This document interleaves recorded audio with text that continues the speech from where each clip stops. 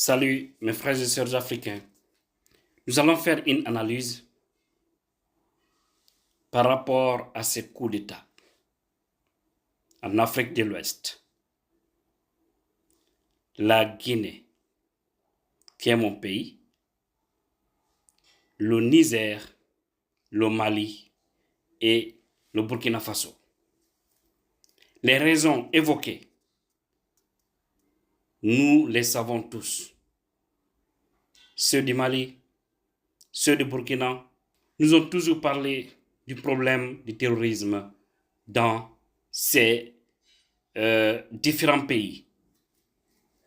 La Guinée, là, on nous a parlé d'un problème de malgouvernance, d'un problème d'injustice, d'un problème de corruption, d'un problème d'un troisième mandat illégal, n'est-ce pas?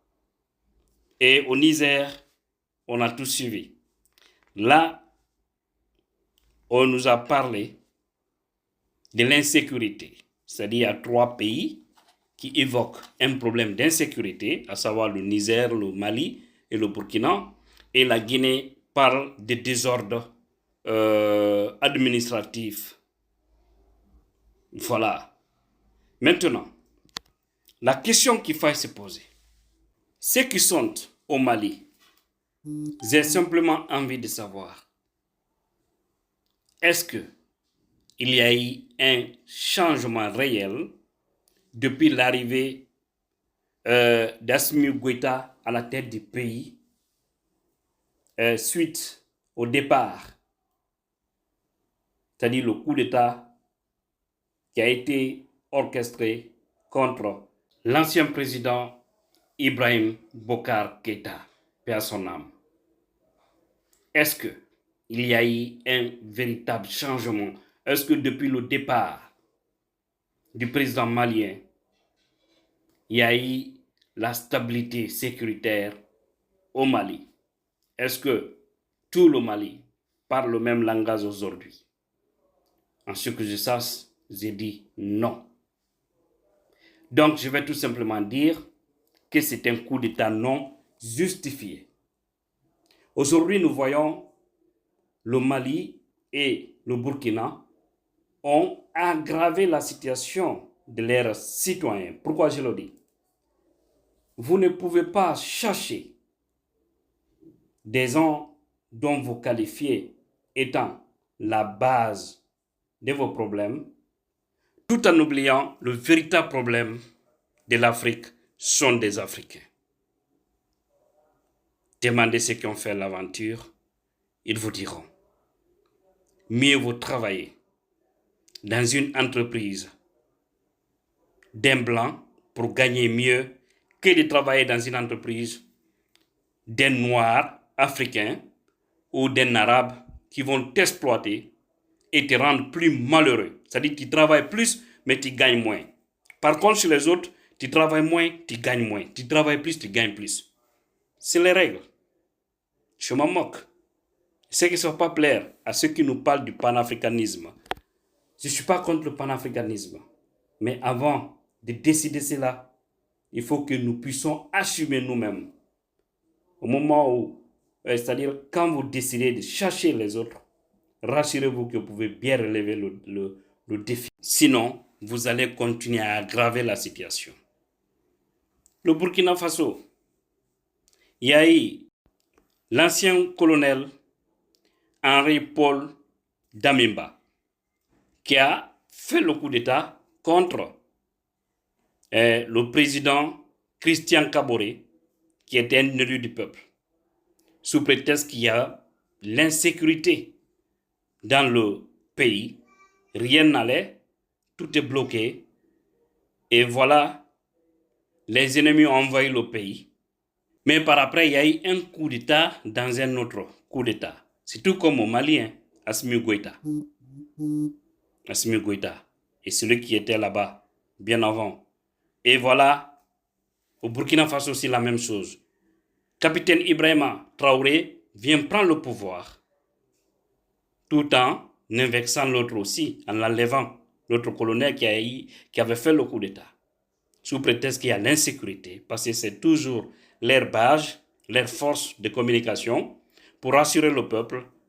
Mais dites-moi, est-ce qu'en réalité, depuis que Christian Kabouré est parti, Henri est parti, Ibrahim est là, est-ce qu'il contrôle actuellement tout le Burkina? J'ai dit non. Même si nous voyons des communications comme quoi qu'il faut mieux, gros point d'interrogation, mais je pense que les Burkinabés peuvent témoigner cela. Donc les raisons, pour moi, ne sont pas du tout fondées. Parce que quand vous luttez contre quelque chose, quand vous dénoncez une pratique, une fois que vous venez aux affaires, vous devez mieux faire, vous devez faire plus que ce dont vous critiquez hier. Mais si vous venez, la même situation continue, les mêmes problèmes continuent, vous êtes incapable de contrôler tout le pays, ça veut dire que ce sont des coups d'État d'arnaque. C'est ça. Et aujourd'hui, on ne peut pas me dire que tout le Burkina est contrôlé par Ibrahim. Je ne suis pas d'accord. Voilà. Ce sont mes idées personnelles que je donne et chacun peut analyser. Je sais que certains vont me rejoindre en comprenant ce que je dis et d'autres aussi verront autrement. C'est leur droit. Voilà. Maintenant, venons en Guinée. La même chose. C'est nous, on parle de corruption, on parle d'injustice, on parle de caporalisation des institutions, hein? On parle de tous ces mots, n'est-ce pas? Et même l'affaire du troisième mandat, on parle de tueries des pauvres citoyens qui, c'est-à-dire manifestaient. Ces jeunes sont tombés dans le vide. Colonel Madi Doumbouya Alpha Condé. Les mots que Doumbouya a dénoncés le 5 septembre 2021. J'ai juste envie de savoir si les mêmes pratiques ne continuent pas sous son régime, sous sa transition. Est-ce que ce n'est pas les mêmes pratiques? Est-ce que ça veut dire qu'il n'y a plus de corruption en Guinée? Je dis non. Est-ce que ça veut dire qu'eux-mêmes, ils n'arrêtent pas injustement des gens? Je dis non, ils le font. Est-ce que ça veut dire que aujourd'hui les gens ne sont pas injustement emprisonnés? Je dis non, ça continue. Est-ce que ça veut dire que les passeports de certains ne sont pas bloqués? Je dis oui, c'est bloqué. Est-ce que ça veut dire qu'aujourd'hui, les Guinéens vivent mieux? Je dis non. Il y a plus de souffrance. Un pays où on parle de la cherté des prix, où on nous dit qu'un sac d'oignons coûte plus de 700 000 francs guinéens. C'est extraordinaire. C'est-à-dire un peu plus de 70 dollars. J'ai jamais vu. Et aujourd'hui, ils sont en train de naser dans l'argent public. Ils refusent d'ouvrir des dialogues sérieux entre les acteurs politiques et les membres du CNRD qui nous ont dit qu'ils sont venus pour nettoyer. Voilà le système d'arnaque de ces jeunes militaires. C'est pourquoi on doit se débarrasser du populisme. Parce que c'est comme ça, ils font. Donc tous les mots dénoncés sous Alpha Condé ont refait surface sous Mamadi Doumbouya. Voilà l'ère politique. C'est pourquoi les militaires, ils doivent dégager à la tête de tous ces pays. Le Niger, la même chose. On nous parle d'insécurité. Depuis que Bazoum est parti, même si c'est une semaine ou 2 semaines, ou 3 semaines, est-ce qu'aujourd'hui, en réalité, celui qui est là, on va dire qu'il n'y a pas longtemps, il est venu, mais bien avant, sous Bazoum, il était là-bas comme général aussi. Je vais parler du général Tchani qui a pris le pouvoir. Est-ce qu'il y a un changement? J'ai dit non. Par contre, la situation ne fait que s'aggraver de ce côté. Donc sortons dans cet esprit du populisme. Regardons la réalité. Faisons en sorte que les civils aussi puissent arrêter les coups d'État constitutionnels et que les militaires restent eux aussi dans les casernes. C'est extrêmement important. Il ne faudrait pas qu'on accepte d'être berné par ces gens parce qu'ils ne nous apporteront presque rien. Rien absolument, mes frères et sœurs. C'est pas du tout juste. Dans l'Afrique noire, regardez la ligne, regardez bien la carte là. On présente la Guinée, on présente le Mali. le Burkina, le Niger, le Tchad, le Soudan. Regardez bien cette ligne rouge. Tous ces pays sont dans un coup d'État. Ou sont dans des coups d'État, je vous allais dire. Soyons sérieux avec nous-mêmes et évitons des erreurs. Nous pouvons travailler en partenariat avec les Occidentaux parce que nous ne pouvons pas évoluer à vase clos. On dit toujours non, ils doivent aller, on va chercher les Français, l'armée française doit quitter ici, ceci, cela. Oui, tout ceci peut aller.